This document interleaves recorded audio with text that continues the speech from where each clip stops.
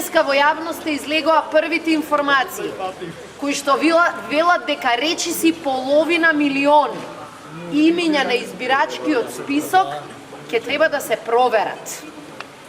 Тие бројки покажуваат дека се она што го слушнавме во снимките, се она што го чувме во бомбите, се она што го предпоставувавме за изборите, сето тоа и многу повеќе се случувало за предходните неколку изборни циклуси. Научиле многу да крадат.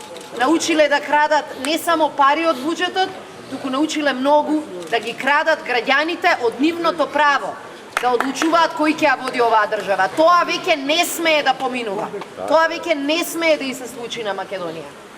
Вчера Уставниот суд, одлуката која што ја донесе, покажа дека во врвот на власта се луѓе кои што се навикнале на секој избори да крадат.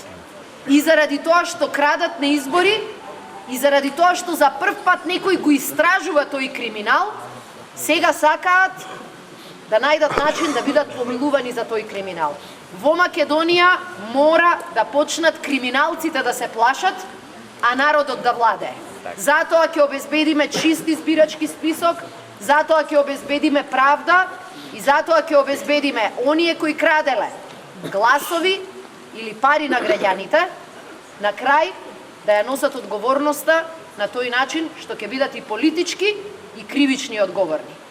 Криминалците мора да одат во затвор, а парите кои што ги украдоа на Македонија мора да се вратат.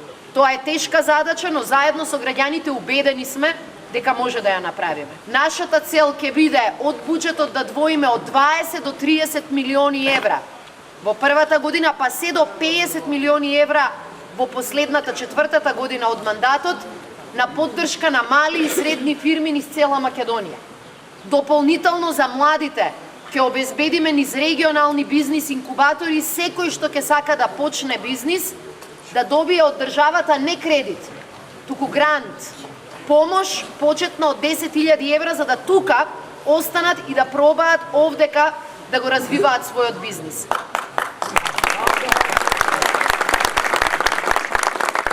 На тој начин очекуваме заедно со активни мерки за вработување така наречената младинска гаранција. Овдека гледам, ме радува многу млади. Младинска гаранција очекуваме буквално во периодот од 4 години минимум 64.000 работни места во приватната економија да отвориме.